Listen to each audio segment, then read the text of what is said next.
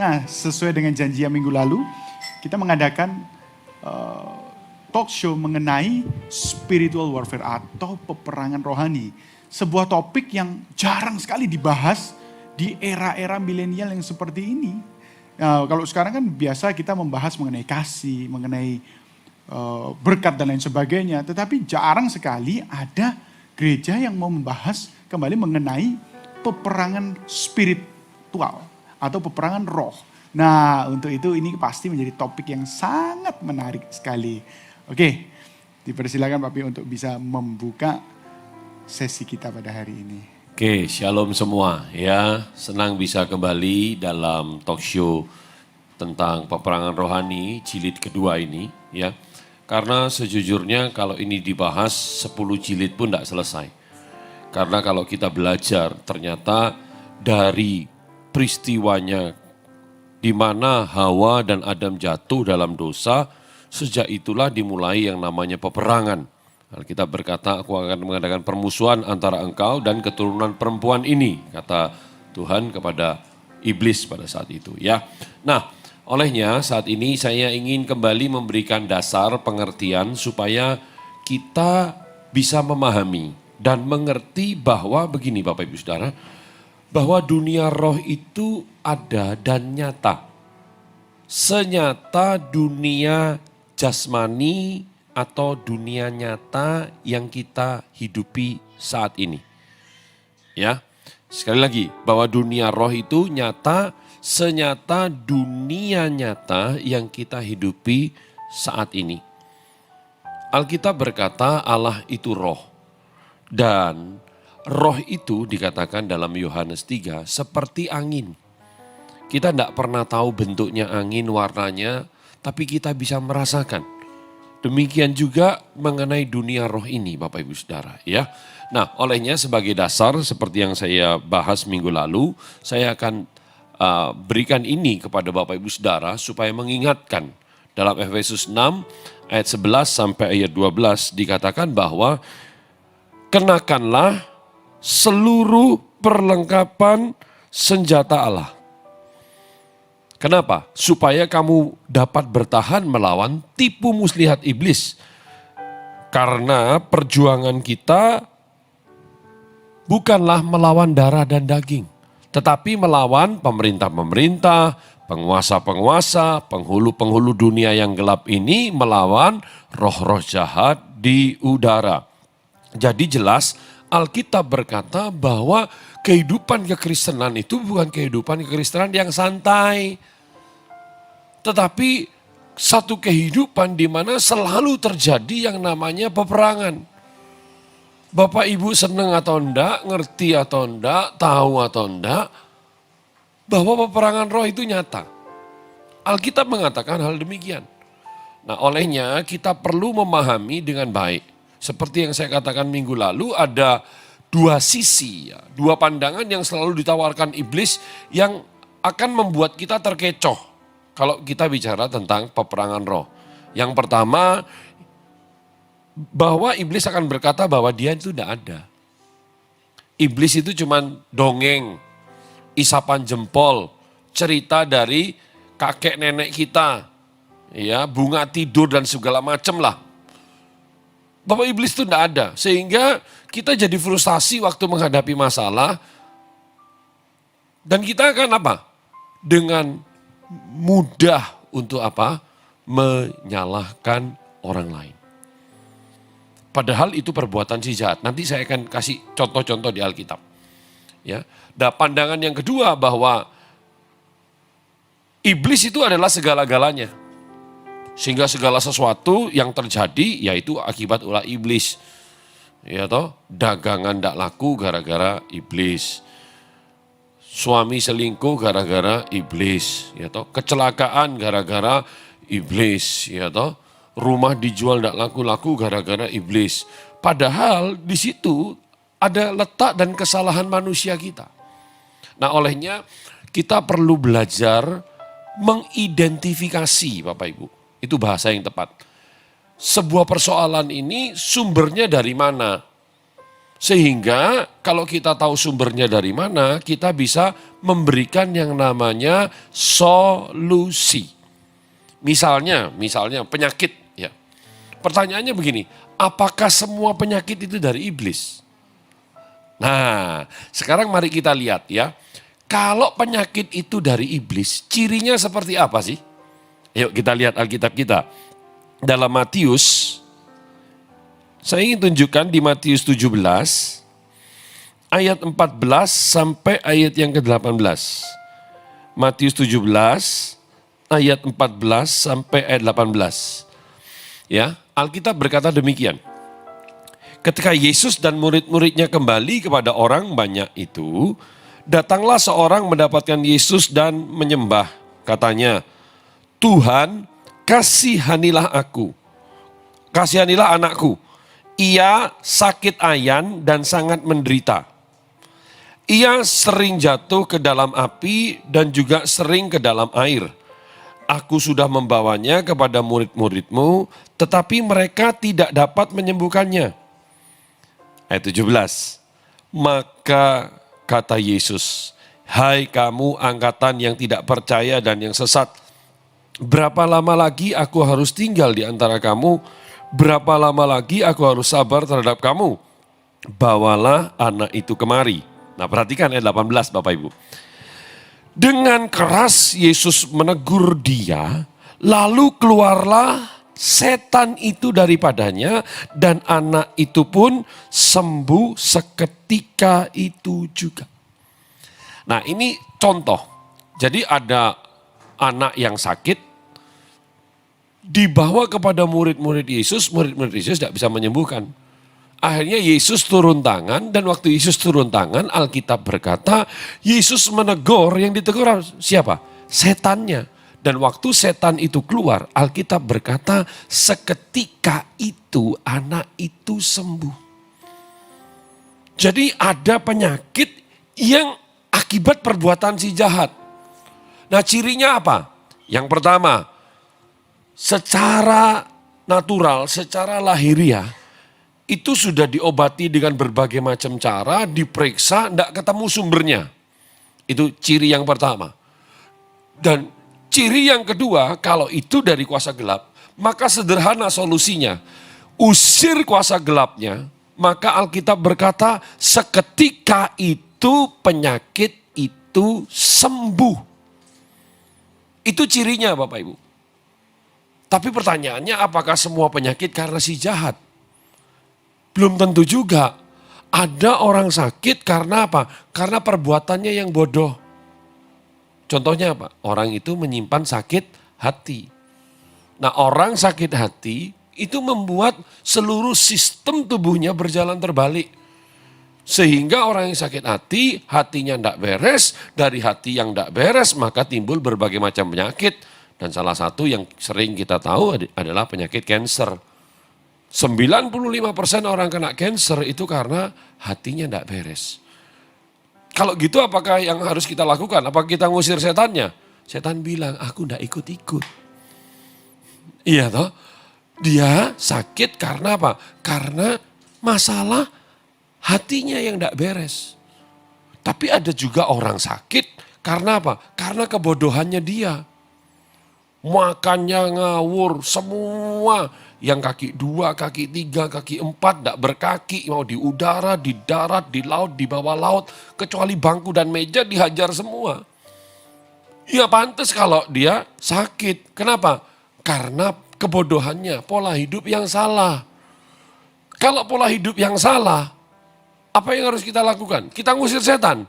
Setannya bilang, waktu dia makan jeroan, dia pilih sendiri. Ya toh?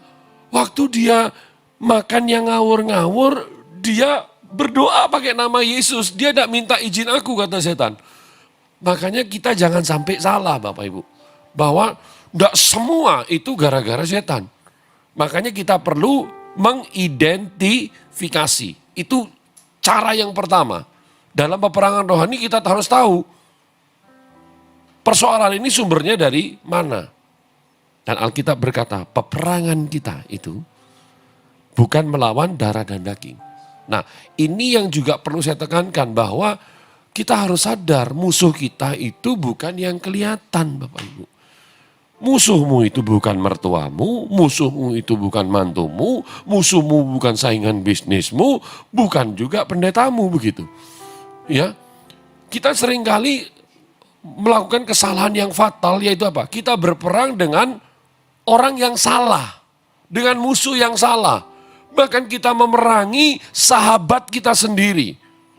Nah, ini strateginya iblis untuk apa? Memecah belah kita. Nah, olehnya malam hari ini saya rindu kita belajar untuk memahami lebih banyak lagi tentang yang namanya peperangan rohani ini. Karena saya mau kasih tahu statement ini bahwa kemenangan di alam roh itu sangatlah menentukan kemenangan di alam jasmani Anda. Sekali lagi, kalau Anda sudah menang di alam rohnya, maka di alam jasmani itu tinggal ngikuti Bapak Ibu Saudara. Olehnya perlu kita belajar yang namanya peperangan rohani. Lewat talk show ini saya rindu Bapak Ibu bisa bertanya mungkin dengan pengalaman-pengalaman kehidupan yang ada. Dan saya mencoba menjawab lewat pengalaman pelayanan selama 27 tahun ini. Apa yang saya alami dalam dunia roh dan bagaimana solusi-solusi yang bisa diberikan untuk menghadapi setiap persoalan yang ada. Jadi gitu, Pastor Matthew. Jika ada orang yang mengirim santet, apa yang harus kita lakukan? Kita sudah doa dan sebagainya, tapi kenapa seperti terkadang masih merasa diganggu? Ya. Ayo kita lihat firman Tuhannya ya. Firman Tuhannya di dalam Bilangan 23. Bilangan 23 ayat yang ke-23. Ya, Bilangan 23 ayat 23. Saya akan menjawab semua lewat firman Tuhan Bapak Ibu. Jadi saya akan bagikan firman-firman yang ada untuk memperlengkapi Bapak Ibu Saudara. Bilangan 23 ayat 23. Alkitab berkata, sebab tidak ada mantra yang mempan terhadap Yakub atau tenungan yang mempan terhadap Israel.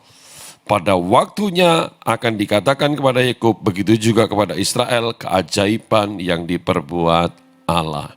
Jadi Alkitab dengan jelas berkata, sebenarnya, sekali lagi ya Bapak Ibu, sebenarnya tidak ada mantra, tidak ada tenungan, tidak ada santet yang bisa mempan kepada siapa? Umat pilihan Tuhan. Kenapa? Karena umat pilihan Tuhan dilindungi oleh darah Yesus. Tapi Bapak Ibu, kalau mau jujur dalam prakteknya, saya harus berkata bahwa orang Kristen bisa enggak kena santet? Bisa. Bahkan bukan cuma orang Kristen, dalam pengalaman itu juga bahkan ada majelis. Sampai ada yang bilang majelis itu singkatan manusia jelmaan iblis gitu kan. Yang kena santet. Bahkan ada juga pendeta. Nah, kenapa? Nah, jadi begini Bapak Ibu. Kebetulan saya ini dulu sebelum bertobat belajar ilmu-ilmu seperti ini. Dan saya juga punya beberapa rekan yang mendalami ilmu ini dan akhirnya sekarang bertobat jadi hamba Tuhan. Jadi ternyata santet itu Bapak Ibu ada 3 tingkatan. Yang pertama santet tingkat dasar. Yang dikirim apa? Benda, paku lah, kaca lah dan macam-macam. Sehingga sering kita melihat ada orang tiba-tiba perutnya kok tiba-tiba membesar gitu ya. Waktu di ronsen dilihat loh kok ada pakunya dan segala macam. Nah itu santet tingkat dasar Bapak Ibu. Untuk santet yang tingkat dasar ini sangat mudah untuk menanggulanginya. Keluarga bahagia, penuh sukacita, penuh tawa, maka tidak akan kena. Tapi ada santet tingkat menengah. Nah ini santet yang paling berbahaya karena yang diserang adalah apa? Pikiran kita. Nah makanya jangan sampai kita memberi kesempatan kepada iblis dalam kehidupan kita dengan cara apa? Kita melamun. pikiran kita kosong. Nah, setan bisa masuk di sana, mendapat tempat saat kita pikirannya kosong. Makanya Alkitab berkata, renungkan firman itu siang dan malam. Isi pikiran kita dengan hal-hal yang positif. Dalam Filipi 4 ayat yang ke-8, semua yang baik, semua yang sedap didengar, semua yang mulia, semua yang disebut kebajikan, semua yang mendatangkan pujian, pikirkanlah semuanya itu. Nah, makanya kita harus ngisi pikiran kita. Nah, santet yang ketiga adalah santet tingkat tinggi. Nah, ini yang dikirim adalah benda-benda pusaka. Kalau kena santet tingkat yang ketiga ini, begitu kena langsung mati Bapak Ibu. Nah, jadi pada dasarnya orang Kristen tidak bisa kena santet. Tapi kalau kita membuka celah, bisa. Saat kapan? Saat kita hidup dalam dosa. Saat kita melanggar firman Tuhan.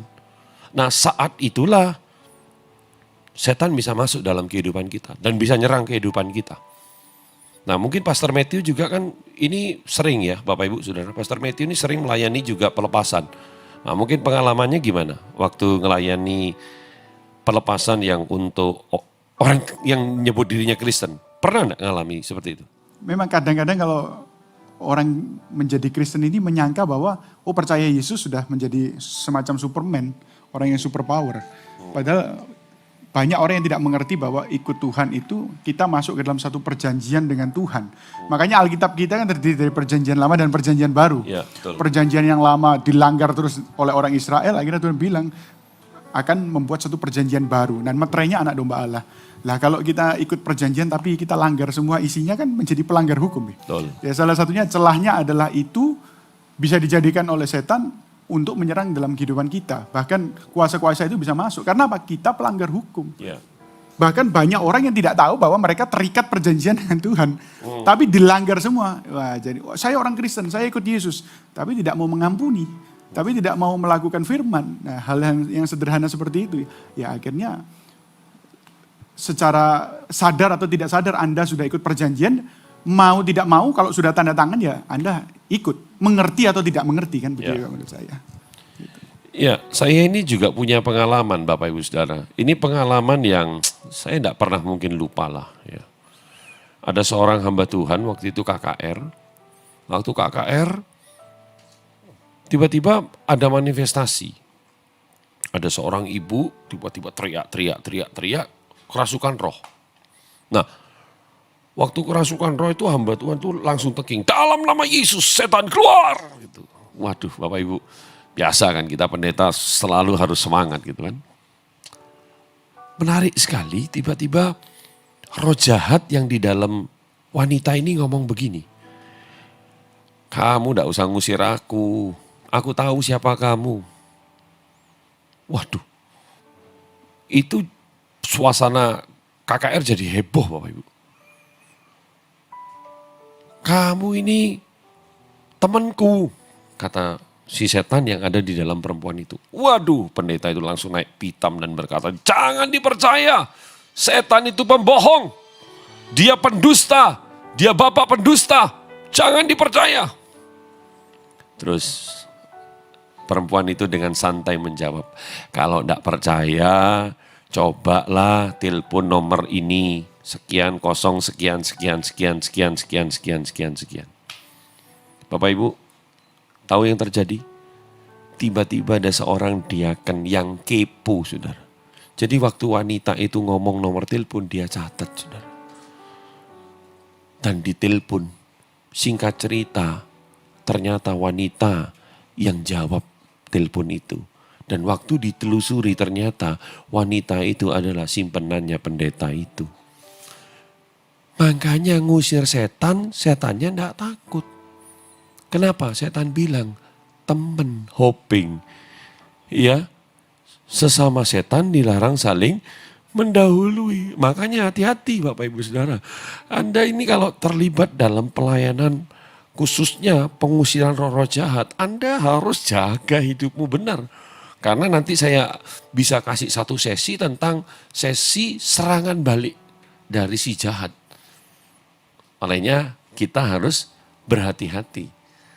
khususnya bagi Anda yang melayani. Bukan berarti Anda akhirnya jadi takut kalau saya warning seperti ini. Justru saudara, semakin Anda ada dalam medan pertempuran, semakin Anda dilatih. Semakin dilatih, Anda akan semakin kuat Bapak Ibu Saudara. Dan waktu Anda kuat, Anda akan mengalami kemenangan-kemenangan yang luar biasa. Itu dari saya. Oke, kita akan masuk ke pertanyaan yang berikutnya. Ini menarik ini. Admin mau tanya, katanya. Jika ada seorang yang membawa jimat atau benda-benda mistis lalu masuk ke rumah yang sudah diberi minyak urapan, apakah jimat tersebut masih berfungsi? Ya, ini perlu saya jelaskan dengan baik supaya jangan sampai ada salah pengertian. Ya, jimat itu sebenarnya kalau dalam Alkitab adalah barang-barang tumpas. Dan Bapak Ibu perlu tahu jimat itu ada beberapa tingkatannya. Ada benda yang diisi oleh mantra-mantra tertentu, tapi ada juga benda yang merupakan tanda sebuah perjanjian. Nah, jadi membahas tentang jimat ini, kita juga harus tahu asal-usul fungsinya jimat bagaimana. Nah, jadi begini. Kalau rumah kita sudah dilindungi oleh darah Yesus, maka orang yang datang membawa jimat, percayalah, itu kuasa-kuasa yang ada di jimat itu tidak akan pernah bisa, tanda kutip, action, bertindak di rumah yang sudah diurapi, dilindungi oleh Tuhan. Ya, saya punya banyak pengalaman. Nah, saya perlu tekankan begini, mengenai jimat, mengenai barang-barang tumpas. Karena banyak sekali orang itu melayani pelepasan tanpa pengertian, akhirnya apa? Bikin masalah-masalah baru.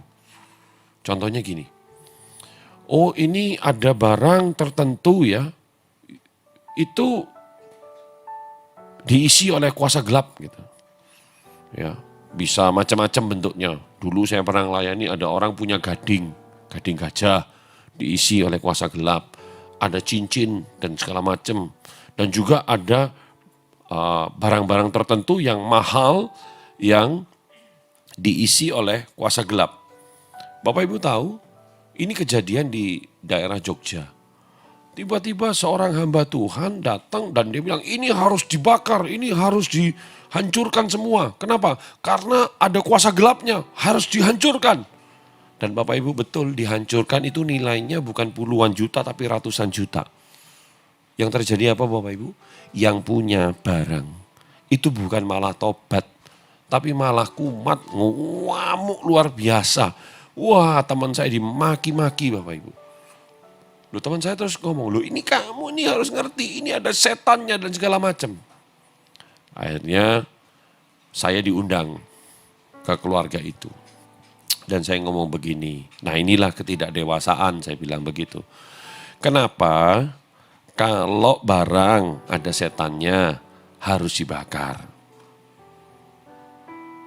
Tapi coba kalau rumah ada setannya, apa rumahnya dibakar? Dia diam saudara, hamba Tuhan itu juga diam. Nah kalau sekarang orang yang ada setannya, terus apa orangnya dibakar sekali? Kan tidak. Olehnya kita harus tahu ini. Apa yang kita hadapi dan siapa yang kita hadapi. Supaya kita bisa juga memberikan solusinya. Ada memang benda-benda tertentu yang punya yang namanya the blood covenant, perjanjian darah. Ingat setan juga memakai perjanjian darah seperti darah anak domba saudara. Nah itu ada yang memang harus ditumpas. Tapi tidak semua ditumpas saudara. Ya toh, saya pernah mendoakan orang itu punya lukisan yang harganya bukan lagi puluhan juta tapi ratusan juta. Ada kuasa gelapnya di situ, saudara. Dan saya tidak minta dia untuk membakar atau enggak. Tapi waktu dia sadar itu, saudara, dia akhirnya serahkan itu ke saya. Pak, ini lukisan mahal, saya serahkan Bapak karena saya tahu ini ada kuasa gelapnya. Dan kalau saya cerita kepada Bapak Ibu, ya mungkin Bapak Ibu tidak akan percaya bahwa dia itu bisa berkomunikasi dengan lukisan itu. Tapi inilah dunia roh yang tidak bisa dipahami hanya dengan pengertian manusia kita yang terbatas, saudara. Nah akhirnya ya saya tanya sama yang punya, betul ini diserahkan ke saya, oke, saya terima dan akhirnya betul saya bakar Bapak Ibu. Sekalipun itu mahal. Iya toh. Dia serahkan dengan sukacita. Saya tidak nyuruh dia untuk bakar, tapi dia dengan pengertian. Nah itu kan lebih baik gitu kan. Daripada kita maksa akhirnya bikin masalah-masalah baru. Jadi itu jawaban dari saya. Wah, dunia roh ini selalu menarik untuk dibahas. Nah, berbicara mengenai dunia roh, ini kita mau membahas mimpi. Ya, ada yang bertanya mengenai mimpi. Apakah mimpi itu termasuk dunia roh? Ini sebenarnya ada beberapa pertanyaan saya bagi. Jadi, apakah mimpi itu termasuk dunia roh? Terus? Nah, mimpi kadang bisa menyenangkan, seperti makan, dapat hadiah, dan lain-lain. Dan juga bisa tidak menyenangkan, lari-lari, seperti dikejar, kecebur, dipatok ulat, dan lain-lain. Apakah setiap mimpi ada maknanya? Ya. Oke, jadi gini. Kalau saya mau ngomong jujur tentang mimpi Bapak Ibu, ini ada satu pelajaran khusus tentang mimpi. Ya. Coba saya ingin kita belajar dari kebenaran firman Tuhan di dalam Ayub 33. Ayub 33 ayat 14 sampai ayat 18. Ayub 33 ayat 14 sampai 18. Alkitab berkata begini. Karena Allah berfirman dengan 1-2 cara, tetapi orang tidak memperhatikannya. Perhatikan, jadi Tuhan berfirman dengan 1-2 cara, tetapi apa? Orang tidak memperhatikannya. Ayat 15, yang pertama dalam apa? Mimpi. Ya, dalam penglihatan waktu malam. Bila orang nyenyak tidur, bila berbaring di atas tempat tidur, maka perhatikan, ia membuka telinga manusia dan mengejutkan mereka dengan teguran-teguran untuk menghalangi manusia daripada perbuatannya dan melenyapkan kesombongan orang, untuk menahan nyawanya daripada liang kubur dan hidupnya daripada maut oleh lembing. Jadi gini Bapak Ibu Saudara, saya mau katakan bahwa mimpi ini sebenarnya alamnya alam roh. Ya. Dan saya bisa cerita banyak di Alkitab bahwa peristiwa-peristiwa besar di Alkitab itu sebagian terjadi lewat mimpi. Contoh, Yusuf itu bisa jadi seorang perdana menteri karena apa Bapak Ibu Saudara? Karena dia mengartikan mimpinya Firaun. Yang ngasih Firaun mimpi siapa? Tuhan. Begitu juga dengan Daniel. Bahkan ini yang orang tidak banyak tahu. Salomo itu mendapatkan hikmat kapan? Yuk coba kita lihat ya. Supaya kita bisa memahami dunia mimpi ini. Dan nanti kita bisa punya sikap yang benar waktu kita mau tidur itu apa yang harus kita lakukan. Ya. 1 Raja-Raja 3. Coba lihat 1 Raja-Raja 3 ayat yang kelima.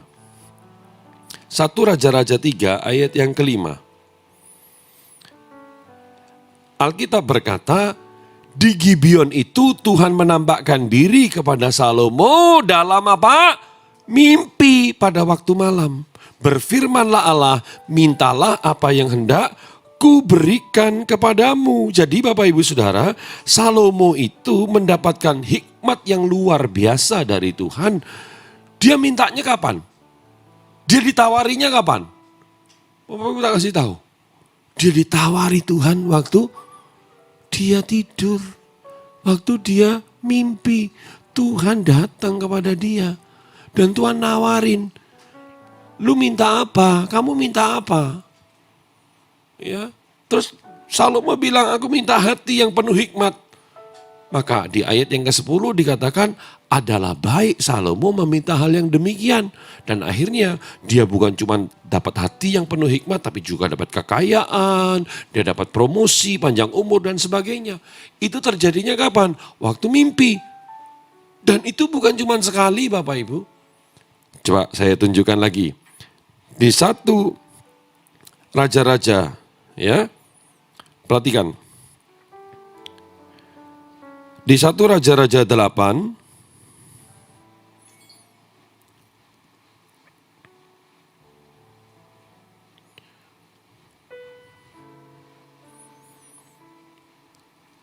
setelah Salomo dikatakan mempersembahkan segala sesuatunya kepada Tuhan, dikatakan bahwa Salomo akhirnya dijumpai Tuhan untuk kedua kalinya dalam mimpi. Dan waktu dia dijumpai Tuhan, dia mengucap syukur karena apa? Karena dia dilayakkan Tuhan untuk apa? Untuk membangun rumah Tuhan yang luar biasa. Dan itu terjadinya di mana? Waktu Salomo tidur, dia bermimpi. Makanya nanti kalau kita mau lompat ke Mazmur 127, Mazmur 127, coba perhatikan. Mazmur 127, di ayat yang pertama dikatakan apa? Nyanyian Ziarah Salomo. Jadi yang nulis Mazmur 127 ini siapa? Salomo. Dikatakan jikalau bukan Tuhan yang membangun rumah, sia-sialah usaha orang yang membangunnya. Jikalau bukan Tuhan yang mengawal kota, sia-sialah pengawal yang berjaga-jaga, gitu kan. Di ayat yang kedua ini yang perlu kita perhatikan. Sia-sialah kamu bangun pagi-pagi dan duduk-duduk sampai jauh malam dan makan roti yang diperoleh dengan susah payah. Sebab perhatikan, ia yaitu Tuhan memberikannya kepada yang dicintainya kapan? Pada waktu tidur. Nah, kenapa Salomo bisa ngomong seperti ini? Bahwa Tuhan memberikan berkat waktu tidur. Kenapa? Karena pengalamannya dia. Dia itu terima berkat, hikmat yang luar biasa waktu dia tidur, saudara. Bukan berarti kalau Anda ke gereja terus Anda berkata, wah aku mau terima berkat Tuhan, lebih baik di gereja tidur. Itu namanya kurang ajar Bapak Ibu. Ya, jadi artinya Bapak Ibu harus tahu bahwa dunia mimpi ini adalah sebenarnya dunia roh. Bahkan nanti peristiwa kelahiran Yesus pun di situ ada intervensi Tuhan lewat apa? Mimpi kepada siapa? Yusuf. Ada intervensi Tuhan lewat mimpi kepada siapa? Kepada orang-orang Majus. Nah, olehnya kalau kita bicara dunia roh lewat mimpi, nah ini yang saya lakukan. Kalau saya mau tidur Bapak Ibu, saya praktek firman ini, Tuhan, saya sudah lakukan apa yang menjadi tugas tanggung jawab saya hari ini, dan saya mau istirahat. Nah, kalau Tuhan mau bicara kepada saya, bicaralah lewat mimpi. Biarlah panca indera rohani saya terbuka untuk saya bisa menangkap mimpi yang dari Tuhan dan Tuhan kasih artinya. Dan puji Tuhan Bapak Ibu ya. Ya, anak-anak rohani pasti tahu kalau saya sudah bilang mimpi sesuatu tentang mereka, itu merupakan sebuah pernyataan dari Tuhan kadang. Yang sifatnya sudah pasti Bapak Ibu. Entah itu berupa sebuah peringatan ataupun berkat yang ada di depan. Jadi Bapak Ibu, belajar panca indera rohani Anda itu harus dilatih. Karena Tuhan itu yang tahu masa depan. Mungkin waktu kita bangun, kita ini terlalu sibuk Bapak Ibu. Sehingga kepekaan kita terhadap dunia roh itu sangatlah lemah. Tapi waktu kita tidur, itu kan tubuh kita berhenti beraktivitas secara lahiriah. Nah, disitulah waktunya Tuhan berbicara kepada setiap kita. Jadi itu tentang dunia mimpi. Jadi saya bisa tunjukkan bahkan hal-hal besar di Alkitab itu terjadi lewat apa? Mimpi. Nah, mimpi juga bisa dipakai setan, bisa. Kalau mimpi yang dari setan itu biasanya begini cirinya. Anda itu berantem sama orang, gitu. Anda itu seperti ngejar maling, atau Anda yang jadi malingnya, dikejar polisi gitu ya. Anda, kalau ada istilahnya kalau orang Surabaya itu ketindian. ya ketindian, tiba-tiba susah sekali untuk bergerak, susah sekali untuk ngomong, rasanya berat sekali. Nah, saya beberapa kali saudara mengalami seperti itu. Ya, olehnya kita harus berjaga-jaga betul. Tapi ada juga mimpi yang bunga tidur. Nah, kalau mimpi bunga tidur ini biasanya kita tidak bisa mengingat karena tidak ada kesan yang kuat. Tapi kalau mimpi itu dari Tuhan, itu punya kesan yang kuat. Sama seperti Firaun, dia waktu mimpi, dia sampai tidak enak untuk melakukan segala sesuatunya. Jadi bad mood lah istilahnya. Sampai dia mengerti arti mimpinya. Dan disitulah Yusuf muncul. Jadi kalau dunia mimpi itu jawabannya. Oke, wow, menarik sekali ya mengenai mimpi ini. Nah, ini ada satu pertanyaan, Bini. Jadi ini ada orang dulu pernah ikut pelepasan. Jadi ada orang pernah ikut pelepasan dan diberi, ini dia mengatakan kuncinya adalah untuk selalu baca firman supaya tidak kembali lagi 7 roh yang lebih jahat. Ya. Nah, entahlah ini dari orang yang melepaskan atau ini pentafsirannya dia sendiri. Tetapi ada di mana dia mengalami titik jenuh dalam membaca firman. Apa yang harus dilakukan? Mungkin karena juga melihat saudara atau orang tua yang baca firman tetapi kelakuan tetap sama, dalam artian masih ada dalam tanda petik mokong atau bandel. Apa yang harus dilakukan? Ya, jadi gini, bahwa pertumbuhan rohani itu adalah tanggung jawab pribadi, bukan tanggung jawab orang lain. Jadi saya makin menyadari Bapak Ibu bahwa kita ini nanti bertanggung jawab secara pribadi di hadapan Tuhan. Jadi jangan sampai pertanggungan jawab kita nanti di hadapan Tuhan dipengaruhi oleh apa yang orang lain lakukan. Ini konyol namanya. Ya, saya sebagai leader, saya juga sadar akan hal ini. Saya secara pribadi itu merindukan semua anak-anak rohani saya rajin baca firman. Semua pelayan Tuhan itu punya komitmen yang kuat. Kalau dikasih perintah, langsung bertindak sesuai dengan apa yang Tuhan mau gitu kan. Tapi saya semakin sadar satu hal begini, bahwa tiap orang itu punya free will. Ya, setiap orang itu punya kehendak bebas. Ya artinya gini, kita sudah berusaha yang terbaik. Tapi kalau orang itu tidak mau nurut, kalau istilahnya tadi mokong, ya itu urusannya dia sama Tuhan. Nah, saya belajar, saya tidak mau menghabiskan waktu saya untuk orang-orang yang tidak nurut ini. Kenapa? Karena yang nurut itu banyak. Ya, dan saya tidak mau merasa terintimidasi kalau ada orang sudah saya kasih tahu, saya arahkan, tapi hidupnya tidak berhasil. Kenapa? Karena itu urusannya dia dengan Tuhan. Ya toh? Lawang Yesus saja yang sudah sangat luar biasa diurapi Tuhan dengan dahsyat, melakukan mujizat, bangkitin orang mati, pengajarannya penuh kuasa. Masih ada Yudasnya di sana kok. Masih ada Petrusnya tuh. Masih ada Thomasnya kok. Loh siapa kita gitu kan.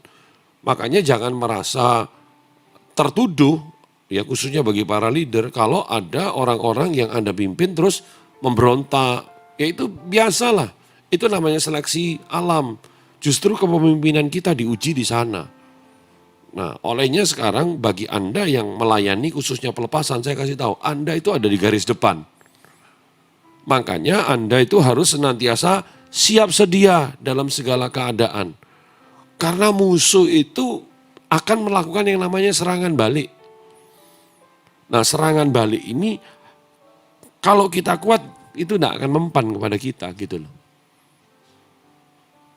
Tapi kalau kita lemah, nah disinilah kita harus tahu bagaimana sih cara dan strateginya setan untuk menghancurkan kita. Ingat, setan akan mencari weak point-mu. Di mana titik terlemah dalam hidupmu. Dia akan serang gitu. Dan kalau kena di situ, Anda bisa hancur, saudara. Ya, ada orang yang titik lemahnya itu di pasangannya. Nah, ini bahaya. Makanya ya seringkali habis pelayanan pelepasan, pasangannya tidak bisa memahami. Akhirnya Pak, selalu cari gara-gara. Gara-gara anduk bisa berantem. Gara-gara odol bisa berantem gitu kan. Ada saja. Gara-gara mau belok kanan atau belok kiri bisa berantem itu. Nah itu cirinya. Itu Anda harus berjaga-jaga di situ. Ya, ada orang yang lemahnya di mana? Di emosinya. Dia akan serang itu. Setan itu akan cari titik lemahmu dan Anda akan diserang itu. Makanya saya sarankan begini, kalau Anda melayani pelepasan, peperangan rohani, Anda tuh harus punya tim yang kuat. Supaya apa? Supaya bisa saling nopang satu dengan yang lain. Ya, ingat ya, ada yang namanya perlengkapan senjata Allah. Ya, saya akan tunjukkan ini ya, perlengkapan senjata Allah. Yang di dalam Efesus 6 itu Bapak Ibu Saudara. Anda perhatikan, perlengkapan senjata Allah itu dari ketopong keselamatan sampai kasut kerelaan memberitakan Injil. Coba lihat gambar ini Bapak Ibu ya. Perlengkapan senjata Allah. Ya. Alkitab berkata dalam Efesus 6 ayat yang ke-13 sampai ayat yang ke-18. Dikatakan apa? Sebab itu ambillah seluruh perlengkapan senjata Allah. Ambillah seluruh, bukan sebagian ya Bapak Ibu. Seluruh perlengkapan senjata Allah. Supaya kamu dapat mengadakan perlawanan pada hari yang jahat dan tetap berdiri sesudah kamu menyelesaikan segala sesuatu. Artinya kalau Anda pakai perlengkapan senjata Allah ini, Anda bisa menang. Gitu loh. Apa saja perlengkapan senjata Allah? Nah perhatikan. Yang pertama dikatakan berdirilah tegap, berikat pinggangkan kebenaran dan berbaju sirahkan keadilan. Jadi ada yang namanya ikat pinggang dan baju sirah. Bapak Ibu lihat itu gambarnya, ya. Terus kasut kerelaan memberitakan Injil damai sejahtera. Terus dikatakan apa? Dalam segala keadaan gunakan perisai iman. Sebab dengan perisai itu kamu dapat memadamkan semua panah api si jahat. Dan terimalah apa? Ketopong keselamatan dan pedang roh yaitu firman Allah dalam segala doa dan permohonan. Ya, jadi Bapak Ibu lihat itemnya dari ketopong keselamatan, baju zirah kebenaran, baju sirah keadilan, ikat pinggang kebenaran, terus kasut kerelaan memberitakan Injil dan pedang roh. Ini senjata-senjata rohani kita. Tapi perhatikan, senjata-senjata rohani ini Bapak Ibu hanya melindungi bagian depan. Bagian belakangnya tidak ada. Makanya Anda harus punya tim yang kuat untuk menjaga apa? Bagian belakang Anda. Karena setan akan nyerang yang di situ. Kalau kita belajar di Alkitab waktu Amalek menyerang orang Israel, Alkitab berkata yang diserang Amalek adalah yang paling belakang, bagian belakang. Karena itu yang paling lemah. Olehnya Anda harus punya tim yang kuat, yang sungguh-sungguh, yang bisa melindungi bagian belakang Anda. Supaya apa? Supaya setan tidak bisa tusuk Anda dari belakang. Nah saran saya, Anda harus benar-benar memilih partner yang benar. Karena apa? Karena itu bisa saling menguatkan, bisa saling melengkapi satu dengan yang lain. Ya, itu saran saya. Kalau kita lihat dari pertanyaannya tadi ini kan condong ke arah perumpamaan mengenai rumah yang dibersihkan. Nah maksudnya yang kosong, itu kosong dari apa sih? Ya, jadi gini Bapak Ibu Saudara, di Matius itu ya, yuk kita lihat dulu ya supaya kita bisa ngerti. Matius 12 ayat 43 sampai ayat 45. Dikatakan apabila roh jahat keluar dari manusia, ia pun mengembara ke tempat-tempat yang tandus mencari perhentian, tetapi ia tidak mendapatnya. Lalu ia berkata, aku akan kembali ke rumah yang telah kutinggalkan itu. Jadi ingat, setan itu bisa homesick, ya kangen kepada rumah yang lama. Ya, maka pergilah ia dan mendapati rumah itu dikatakan apa? Kosong, bersih tersapu dan rapi teratur. Lalu ia keluar dan mengajak 7 roh lain yang lebih jahat daripadanya dan mereka masuk dan berdiam di situ. maka akhirnya keadaan orang itu lebih buruk daripada keadaannya semula. Demikian juga akan berlaku atas angkatan yang jahat ini. Jadi gini, ini yang saya katakan bahwa kalau kita sudah dilayani pelepasan, setan itu sudah diusir keluar dari kehidupan kita, maka kita harus di follow up dengan baik. Follow up-nya apa? Yaitu kita izinkan Yesus masuk dalam kehidupan kita. Ingat ya Bapak Ibu Saudara, Tuhan itu tidak pernah maksa. Kalau Anda baca di kitab Wahyu, Tuhan berdiri di depan pintu dan ngapain? Dia mengetuk. Barang siapa mendengar, membukanya, maka Tuhan akan masuk. Tuhan itu sopan banget. Ya, jadi Anda perlu setelah didoain pelepasan, Anda undang Yesus masuk dalam hidupmu. Dan Anda isi hidupmu dengan apa? Firman Tuhan. Anda isi hidupmu dengan persekutuan dengan Tuhan. Itu adalah barang-barang dan benda-benda tanda kutip yang berharga yang mengisi rumah kehidupan Anda. Makanya kalau kita tidak memfollow up dengan baik, waduh, setan itu bisa balik. Dan Alkitab berkata, dan dalam pengalaman ini terjadi Bapak Ibu, orang itu bisa jauh lebih jahat daripada sebelum dilepaskan. Kenapa? Karena setan bawa konco-konconya, kroni-kroninya, bolokurowonya dibawa semua. Yang lebih jahat dari dia. Nah, olehnya di sini saya mau katakan bahwa harus ada tim untuk memfollow up. Jadi kalau di tempat kita ada tim Ghostbuster, tapi juga setelah itu di follow up dengan baik. Ditanya disiplin rohaninya seperti apa, baca firmannya seperti apa, doanya seperti apa. Supaya apa? Itu membuat kehidupan rohaninya tertata dengan baik. Ya itu dari saya. Mungkin Matthew juga punya pengalaman mengenai hal ini. Bagaimana ada orang yang sudah dilepaskan tapi tiba-tiba dia ceroboh tanda kutip. Atau dia kembali ke habitat yang salah, tempat teman yang salah, misalnya kayak orang narkoba kan. Kalau orang narkoba kan juga gitu. Sudah dibebaskan dari rehab tapi akhirnya kembali ke teman yang salah, akhirnya tambah parah gitu kan. Ya gimana? Berdasarkan pengalaman saya, biasanya orang yang sudah dilepaskan ini keadaannya langsung drastis berubah 180 derajat. Sehingga dia sangat-sangat bersuka cita dan sangat-sangat menikmati keadaan yang baru. Sehingga dia terlena bahwa sebenarnya kalau ada cerita mengenai seekor monyet ini kalau kena angin ribut dia bertahan dengan kuat. Tetapi justru di keadaannya sudah pulih dan baik. Angin sepoi-sepoi. Nah monyet ini bisa jatuh dari pohon dan terluka. Bahkan tidak sedikit yang meninggal. Nah jadi mungkin terlenanya itu karena ada perubahan hidup yang menjadi sangat baik. Yang belum pernah dia alami sebelumnya. Tetapi celah itu dibuka. Yang tadinya wah berdoa, kenapa misalnya dalam kondisi biasanya kan finansial buruk, kemudian dilepaskan dan semuanya menjadi baik, malah dia melakukan apa yang dulu tidak pernah dilakukan semua sekarang itu menjadi celah. Kalau pengalaman saya seperti itu.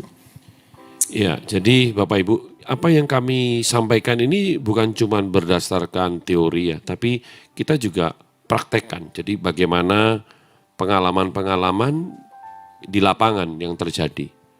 Ya, dan kita bisa cerita banyak. Ada satu kisah di Jakarta Bapak Ibu. Ada seorang anak rohani saya. Dia itu stres gitu.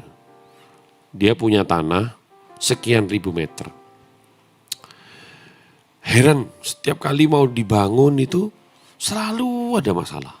Ya, itu di jalan besar, di Jakarta Selatan. Nah satu ketika saya kenalan secara tidak sengaja tanda kutip dengan orang ini. Dan tiba-tiba Tuhan bicara sesuatu untuk orang ini. Dan saya sampaikan, Pak kamu akan begini. Dia kaget saudara. Karena awalnya tidak kenal. Tapi karena saya menyampaikan pesan Tuhan itu. Akhirnya dia klik gitu dengan saya. Singkat cerita saya diantar kemana-mana dan segala macam. Nah terus dia cerita. Dia punya tanah di Jakarta, mau dibangun, itu selalu masalah dengan yang pertama warga. Warga itu selalu bikin acara penolakan, bikin rusuh. Nah, yang kedua, masalah kredit. Kreditnya tidak pernah dapat. Nah, terus kita waktu doa, waktu itu di Kelapa Gading doa, tiba-tiba ada suara berkata begini, kamu pergi ke tempat itu dan kamu doakan, kamu tahirkan tempat itu. Wah, saya ngomong sama dia, Pak, saya ini disuruh Tuhan seperti ini. Terus dia tanya, loh, Bapak maunya kapan? Saya bilang, gimana kalau sekarang ini, malam ini juga? Oh, singkat cerita Bapak Ibu, jam 9 malam saya berangkat dari Kelapa Gading ke daerah Jakarta Selatan. Dan waktu saya sampai di sana, ya karena kita sudah sering melakukan ini, saya melakukan yang namanya doa pentahiran. Nah mungkin Bapak Ibu bingung apa itu doa pentahiran ya. Nanti saya bisa cerita lah di dalam Alkitab, ini semua dasarnya Alkitab. Jadi bukan primbon, bukan buku-buku orang pintar, bukan. Semuanya dasarnya Alkitab. Jadi saya doa keliling, saya tahirkan lokasi itu, sekian ribu meter. Setelah saya doakan, saya urapi, udah selesai. Itu bulan 9 Bapak Ibu. Tiba-tiba bulan 1, jadi 4 bulan kemudian, dia undang saya ke Jakarta secara khusus untuk mendoakan launching daripada tempatnya dia ini. Wah, saya kaget Bapak Ibu. Loh, saya bilang, ceritakan karena apa yang terjadi gitu. Terus dia ngomong, aneh loh Pak, setelah didoakan pentahiran oleh Pak Herman, itu tiba-tiba warga itu enggak lagi berontak. Minta izin itu gampang sekali. Nah terus yang lebih aneh, pihak perbankan yang tadinya susah setengah mati selalu beralasan A, B, C, D, E itu tiba-tiba memberikan kemudahan. Dan singkat cerita saya datang ke Jakarta, waktu itu saya doakan di salah satu hotel bintang 5 di Jakarta.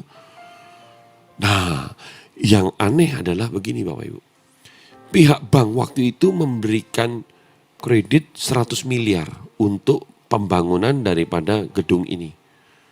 Singkat cerita Bapak Ibu, uang 100 miliar yang disediakan oleh bank tidak dipakai 1 peser pun. Kenapa?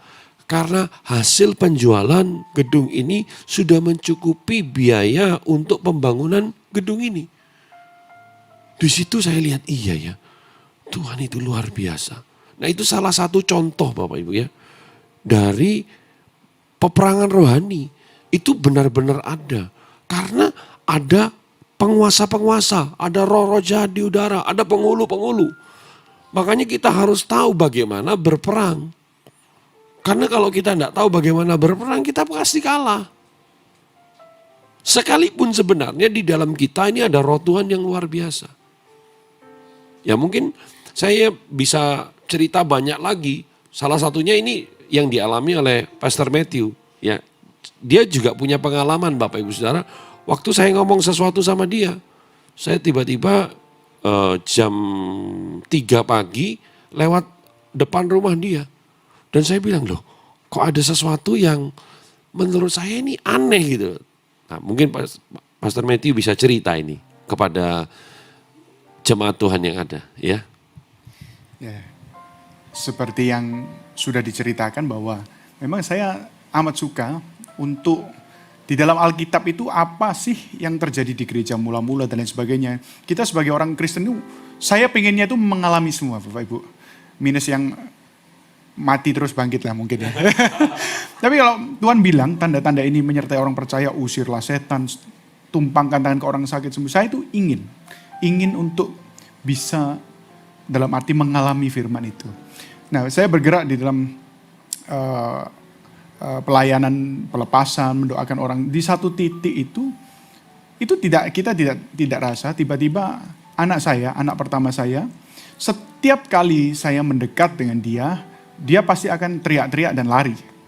Setiap kali saya gendong, dia akan meronta dengan paksa. Nah, suatu ketika itu berjalan cukup lama, sampai istri saya itu bilang seperti ini, Makanya kamu jangan terlalu banyak di luar. Nanti anakmu tidak dekat dengan kamu. Kata-kata ini melekat di hati saya, membuat satu statement di dalam pikiran saya bahwa oh ya ini memang karena pekerjaan saya memang membawa saya sering keluar. Jadi jarang di rumah sehingga anak ini tidak dekat dengan saya. Saya pikir oh ya sudah, tidak ada masalah. Nah, kemudian papi berkata bahwa ini ada sesuatu yang aneh di rumah kamu. Dan ini sepertinya tidak alami. Sepertinya ada kiriman lah. Nah, seperti itu. Singkat cerita didoakan pada malam hari itu. Dan anehnya besok pagi saya mau keluar rumah itu anak saya bisa nangis. Maksudnya saya bahasa Jawa itu digandoli. Yang biasanya saya mendekat dia lari. Saya gendong dia meronta. Ini saya mau pergi itu dia papi, jangan pergi. Dalam artinya seperti itu. Nah ini kejadian yang nyata. Kalau kita tidak mengerti dan tidak mau percaya dengan hal yang seperti ini, kita akan menyangka oh ya karena itu tidak dekat. Kita akhirnya apa? Pembiaran Bapak Ibu. Rugi sekali momen-momen waktu dan lain sebagainya yang kita kehilangan semuanya itu. Karena kita tidak mengerti musuh kita siapa. Ya, jadi itu Bapak Ibu, salah satu contoh ya, bahwa ada dunia lain yang harus kita pahami, ya, di samping dunia nyata yang kita hidupi saat ini. Dan itu ada bersama-sama. Nah, hukumnya begini, bahwa istilahnya ya Bapak Ibu, hukumnya kalau dunia jasmani meningkat, dunia roh menjadi lemah. Tapi kalau dunia jasmani lemah, dunia roh menjadi kuat. Maksudnya gini, kalau Bapak Ibu perhatikan setan itu kalau menampakkan diri kapan Bapak Ibu? Jarang toh. Jam 12 siang setan menampakkan diri atau ada wewe gombel, ada kuntilanak, ada pocong. Enggak. Jarang Bapak Ibu. Kenapa? Karena dunia jasmani meningkat, aktivitas jasmani meningkat, aktivitas roh itu akan lemah. Tapi lihat, begitu aktivitas jasmani melemah, aktivitas roh itu meningkat. Makanya setan itu seringkali munculnya kapan? Ya di malam hari. Kenapa? Secara jasmani kita sudah mulai banyak yang istirahat, capek, tidur dan sebagainya. Makanya kita harus ngerti kenapa ada orang-orang tertentu di agama-agama tertentu mengajarkan berdoa di tengah malam. Kenapa? Karena itu loh saatnya alam roh bekerja Bapak Ibu. Dunia roh itu makin kuat di jam-jam seperti itu. Coba kalau Anda lewat kuburan di siang hari, tidak ada bulu kuduk merinding.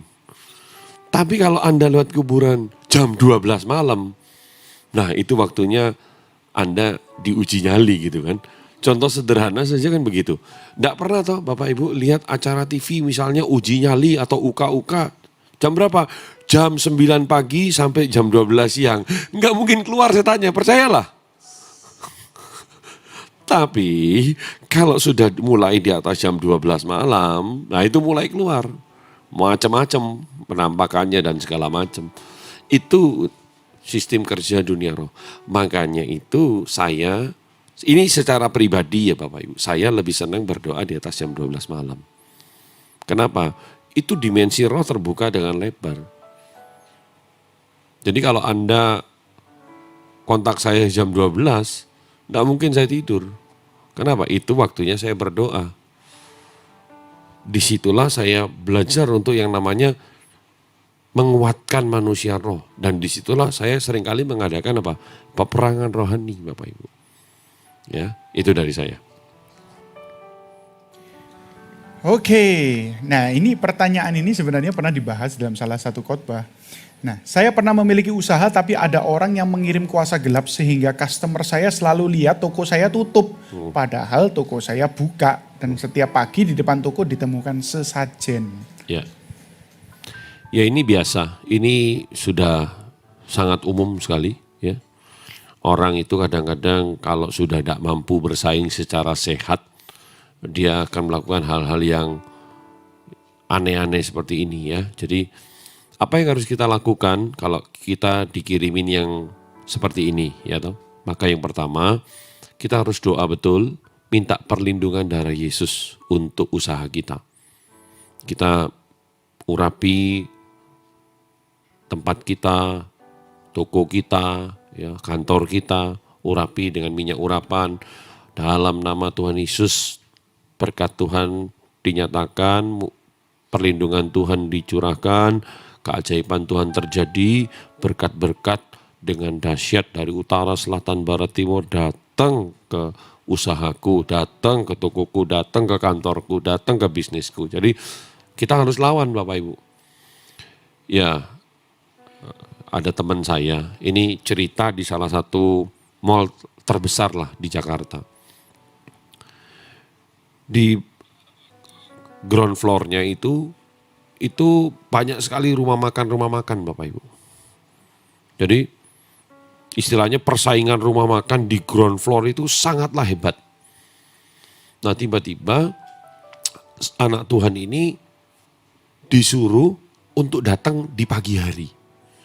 Nah biasanya kan mall itu buka jam 10. Tapi dia disuruh datang jam 7. Dia cukup kaget loh, kenapa ya kok ada dorongan untuk datang jam 7. Ini peristiwa di Jakarta. Begitu dia datang Bapak Ibu, dia kaget. Ternyata hampir sebagian besar tenan-tenan yang ada itu saudara. Mereka berdoa dengan caranya masing-masing, pakai segala macam saudara. Di zaman modern begini Bapak Ibu. Dengan segala macam mantra, pakai segala macam saudara. Untuk apa? Penglaris. Akhirnya anak Tuhan ini sadar bahwa ternyata peperangan rohani itu bukan cuma ngusir orang yang kerasukan setan saja. Ternyata di dunia bisnis ini juga terjadi gitu. Dia waktu itu doa saudara, dia urapi tempat dia. Bilang Tuhan, perlindungan Tuhan, berkat Tuhan dinyatakan untuk rumah makan saya ini, restoran saya, Tuhan berkati luar biasa. Saudara tahu, singkat cerita, setelah dia mengadakan peperangan rohani itu, yang di sebelah-sebelahnya jadi bingung saudara. Kenapa?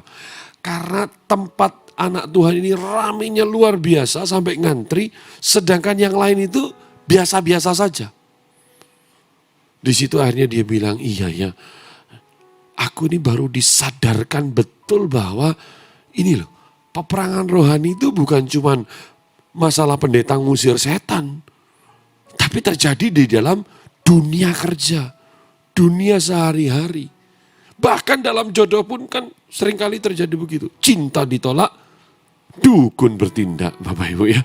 Nah itu kita harus sadar itu. Dan ada yang seperti itu. Saya tahu ada yang seperti itu Bapak Ibu. Tapi orang Kristen kan lain. Cinta ditolak, doa puasa yang bertindak Bapak Ibu ya. Ya, itu luar biasa. Ya jadi seperti itu Pak Matthew. Oke. Kenapa ada roh jahat dalam KKR? Ini pertanyaan yang cukup. KKR? Iya. Oh iya. Iya jadi gini. Unik. Kenapa roh jahat ada dalam KKR? Karena roh jahat ingin mengacau. Jadi yang pertama Bapak Ibu Saudara, Anda harus tahu setan itu ingin mengacaukan. Yang pertama yang dikacau kalau bisa pendetanya. Yang seperti saya katakan minggu yang lalu. Supaya pendetanya tidak fokus, pendetanya terdistract gitu ya. Jadi dialihkan, akhirnya tidak fokus. Kalau tidak bisa pendetanya, maka jemaatnya. Supaya jemaatnya tidak fokus sama firman Tuhan. Supaya mereka ngobrol sendiri. Supaya mereka tidur dan segala macam waktu KKR gitu. Dan yang ketiga, ingat, setan itu ingin mengambil kesempatan dalam kesempitan. Ya, waktu kapan? Ya waktu KKR itu. Dia juga ingin, tanda kutip, mencari jiwa. Apalagi kalau orang yang ngadakan KKR tidak ngerti tentang peperangan rohani. Ya, saya punya teman, Bapak Dautoni itu, mantan dukun itu yang jadi sekarang pendeta. Dia justru bertobatnya waktu KKR, padahal dukun. Ya, dia ada peperangan rohani bersama waktu itu berhadapan dengan Pastor Gilbert. Akhirnya dia kalah dan ini sekarang dia jadi hamba Tuhan. Nah saya pun pernah ngalami Bapak Ibu berkali-kali. Yang unik adalah waktu saya pelayanan di Ungaran. Ada acara kota namanya Ungaran Bermazmur. Itu kira-kira tahun 99 atau 2000 lah, antara tahun itulah. Kalau enggak 99 tahun 2000. Saya enggak ngerti Bapak Ibu, tiba-tiba waktu saya KKR altar call, orang maju ke depan. Tiba-tiba ada orang yang paling depan itu tiba-tiba jatuh dan muntah darah. Waktu jatuh muntah darah, saya lihat, aduh kok muntah darah. Saya jujur waktu itu sempat panik Bapak Ibu. Waduh ini kalau sampai muntah darah padahal tidak saya apa-apain, ditumpang tangannya juga belum ya kan. Kok muntah darah? Saya bilang Tuhan jangan sampai terjadi yang aneh-aneh. Wah singkat cerita dia bangkit, berdiri lagi, terus dia jatuh lagi untuk kali yang kedua. Waduh saya tambah panik. Saya ngelihat panitianya juga bingung waktu itu. Waduh. Kalau orang Jawa bilang saya sudah lemes Bapak Ibu. Aduh Tuhan jangan sampai ada apa-apa. Karena muntah darah Bapak Ibu.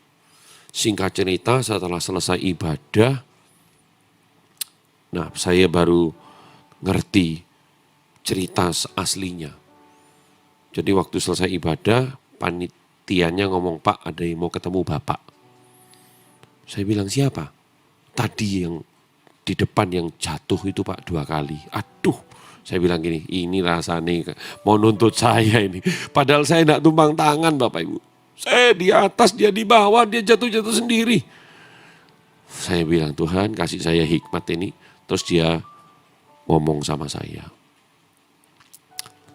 Pak, saya ini pembunuh bayaran. Waduh, saya tambah dak-dikduk Bapak Ibu, jujur jantung saya mau copot, mati ini rasanya itu pembunuh bayaran. Terus dia bilang, saya ini juga seorang paranormal. Loh, si. Kamu kok bisa nyasar ke sini itu gimana caranya? Jadi ceritanya satu ketika dia itu merampok saudara. Di satu rumah, waktu dia ngerampok, dia ngambil barang-barang termasuk di dalamnya ada Alkitab. Jadi ini perampok yang tidak berhikmat. Alkitab pun disaut.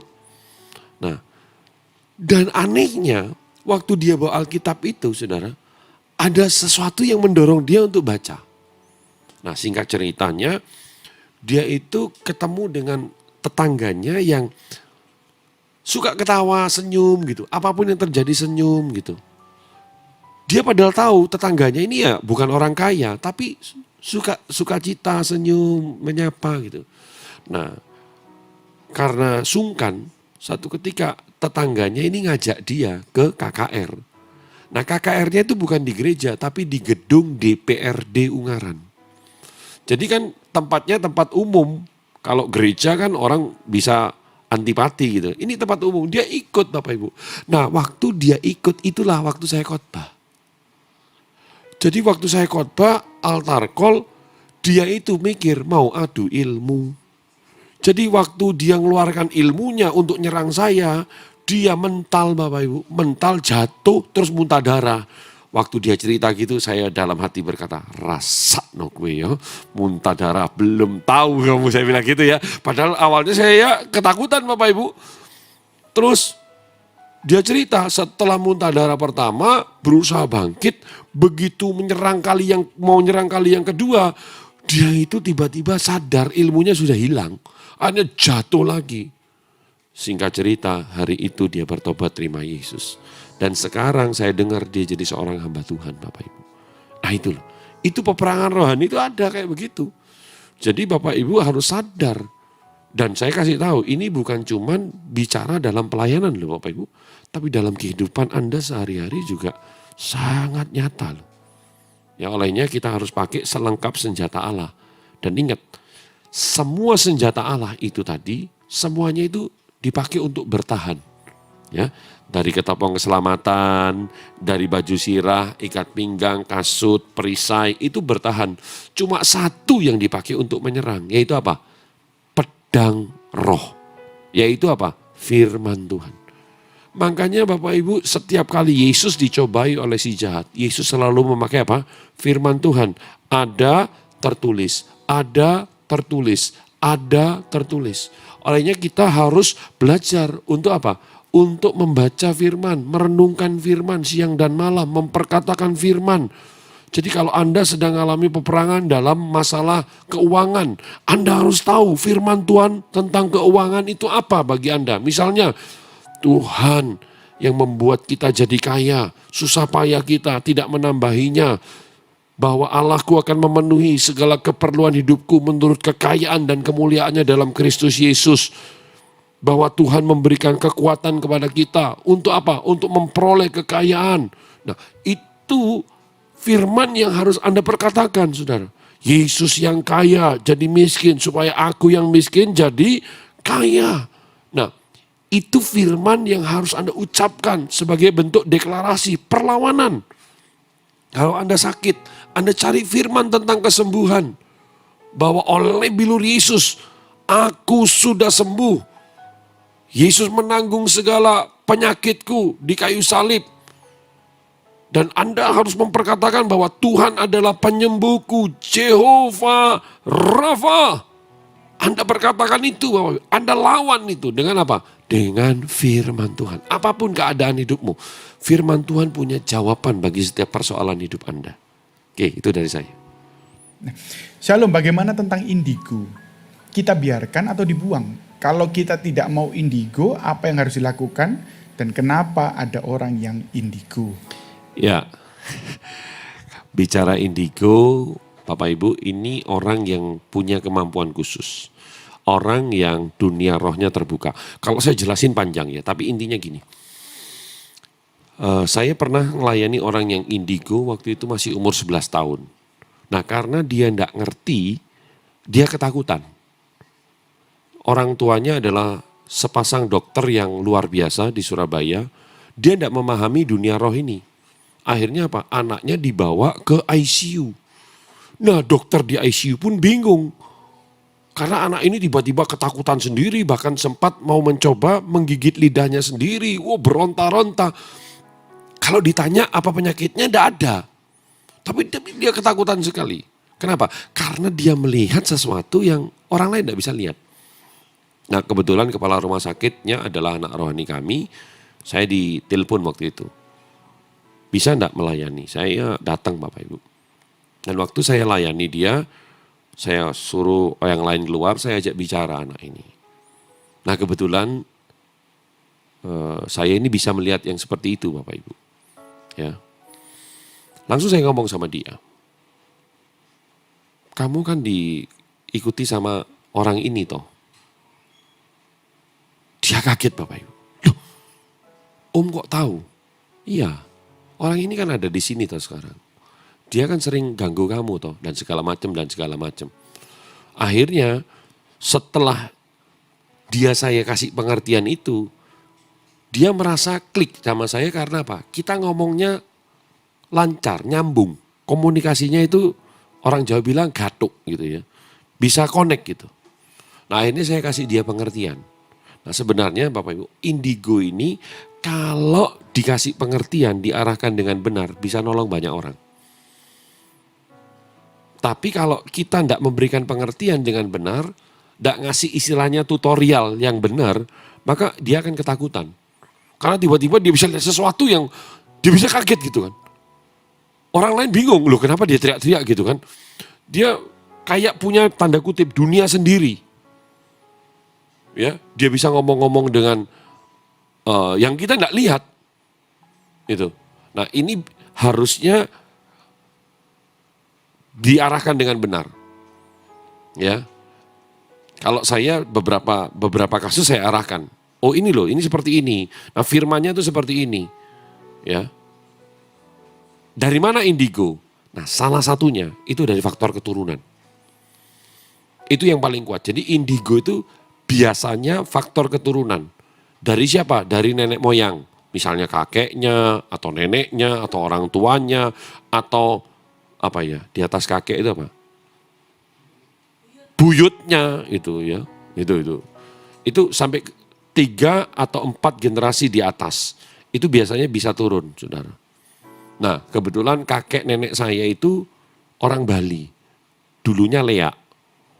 Jadi dia punya ilmu tertentu bisa merubah wujud dan segala macam lah itu. Nah, itu yang terjadi kalau bicara indigo. Tapi sebenarnya penjelasan indigo ini masih panjang. Karena ada tinjauan psikologisnya. Karena orang indigo itu ada tinjauan psikologisnya seperti apa. Tapi kalau saya akan mengkombinasikan bukan cuma tinjauan psikologis, tapi tinjauan secara spiritualitas. Bahwa sebenarnya kalau orang indigo ini diarahkan dengan benar, itu bisa nolong banyak orang. Itu dari saya. Oke, kita masuk ke pertanyaan terakhir. Nah, pertanyaan terakhir ini mungkin yang paling umum, yang paling banyak dirasakan oleh masyarakat. Nah, mau tanya, setiap rumah ini ada penghuni lain dalam bentuk roh atau tidak gitu ya. Kemudian roh itu apakah ada roh yang baik dan roh yang tidak baik? Dalam arti penunggu yang baik, penunggu yang tidak baik. Dan bagaimana bisa mengetahui kalau di rumah itu ada roh lain? Bagaimana menyelesaikannya? Nah, jika rumah kosong, apa itu juga bisa mengundang? Dan apa setiap orang punya kemampuan untuk melihat dunia roh ini? Diropel, satu pertanyaan tapi berisi 7 pertanyaan. Jadi gini, mengenai rumah itu kita harus tahu bahwa gini ya. Setan itu yang pertama, dia akan cari manusia untuk tinggal. Ya, sekali lagi, setan itu akan cari manusia. Kalau tidak ada manusia, dia akan cari makhluk hidup lain. Termasuk di dalamnya apa? Hewan atau pohon, ya. Atau kalau sudah tidak ada manusia, tanda kutip, atau makhluk hidup lain, dia akan cari benda. Apa itu? Batu tertentu lah, patung tertentu lah, ya toh. Dan yang keempat, dia akan cari tempat. Ada makanya tempat-tempat keramat tertentu lah, dan segala macam. Termasuk rumah. Jadi Bapak Ibu, kenapa orang Kristen itu perlu kalau mau masuk rumah baru didoakan dan segala macam. Itu bukan cuma rutinitas. Karena kita harus tahu dari dasarnya itu Bapak Ibu. Bahwa waktu manusia jatuh dalam dosa, perhatikan baik-baik. Tuhan tidak pernah ngutuk manusia. Jadi kalau ada yang bilang manusia dikutuk Tuhan, itu salah. Coba lihat Kejadian 3 dan kita akan selesai dengan ini ya. Kejadian 3 ayat 17 sampai ayat yang ke-19. Yuk. Kejadian 3, coba Pastor Matthew tolong bacakan ya. Kejadian 3 ayat 17 sampai ayat 19. Lalu firman-Nya kepada manusia itu, karena engkau mendengarkan perkataan istrimu dan memakan dari buah pohon yang telah kuperintahkan kepadamu, jangan makan daripadanya, maka terkutuklah tanah karena engkau. Stop. Yang terkutuk apa? Tanah karena engkau. Ya, terus? Dengan bersusah payah engkau akan mencari rezekimu dari tanah seumur hidupmu. Terus? Semak duri dan rumput diri yang akan dihasilkan bagimu, dan tumbuh-tumbuhan di padang akan menjadi makananmu. Dengan berpeluh engkau akan mencari makananmu sampai engkau kembali lagi menjadi tanah, karena dari situlah engkau diambil, sebab engkau debu dan engkau akan kembali menjadi debu. Perhatikan juga ayat yang ke-14 dari Kejadian 3 ayat 14. Ya, silakan. Lalu berfirmanlah Tuhan Allah kepada ular itu, karena engkau berbuat demikian, terkutuklah engkau di antara segala ternak dan di antara segala binatang hutan. Dengan perutmu lah engkau akan menjalar, dan debu tanahlah akan kau makan seumur hidupmu. Nah, baru ayat 15 dikatakan apa? Aku akan mengadakan permusuhan antara engkau dan perempuan ini. Terus? Antara keturunanmu dan keturunannya.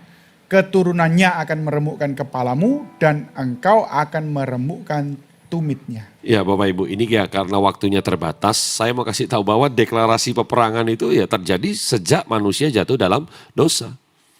Ada deklarasi peperangan itu.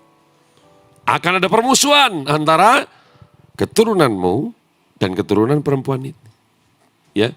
Jadi kalau Anda tidak aware, tidak sadar akan hal ini, Anda terjebak Bapak Ibu. Dan waktu manusia jatuh dalam dosa yang dikutuk dua. Yang pertama ular. Ular itu dulu punya kaki, punya tangan. Makanya ular itu disebut naga. Ya, jadi itu ceritanya juga panjang itu tentang itu ya. Tapi yang kedua yang dikutuk adalah tanah. Manusia itu tidak pernah dikutuk.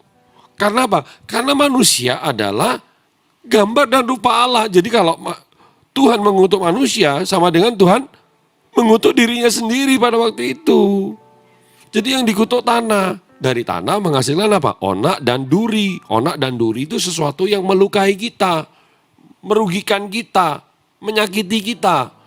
Makanya kutuk atas tanah ini harus dicabut.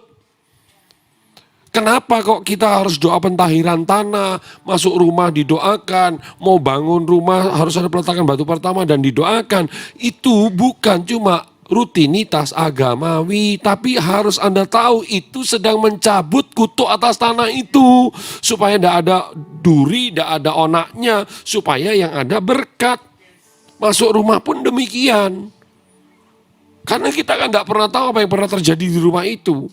Misalnya ada orang yang mati bunuh diri, ada arwah gentayangan di situ, ada perjanjian-perjanjian tertentu yang dibuat di sana. Nah itu dunia rohnya sangat luas Bapak Ibu. Olehnya perlu ditahirkan, didoakan, diurapi. Kalau Anda merasa ada sesuatu yang aneh itu biasanya bisa terasa kok Bapak Ibu. Bahkan maaf ya, hewan pun bisa merasa itu, khususnya anjing. Ya. Ada di momen-momen tertentu Anda merasa tidak enak, tiba-tiba anjingmu bisa menggonggong, ribut sekali. Karena dia bisa merasa itu. Bukan berarti kita rame-rame pelihara anjing, bukan Bapak Ibu ya. Tapi saya kasih contoh bahwa hewan itu bisa merasa juga. Jadi perlunya kita didoakan, diurapi untuk apa? Minta Tuhan yang mengawal, Tuhan yang menjaga, melindungi. Baik itu rumah kita, baik itu bisnis kita, baik itu dalam perjalanan kita, di mobil dan segala macam. Jadi seperti itu. Jadi Anda harus tahu dasarnya. Sehingga Anda punya secara hukum itu punya legalitas. Kenapa Anda melakukan ini? Gitu loh. Jadi kita harus tahu seperti itu dulu ya. Itu dari saya.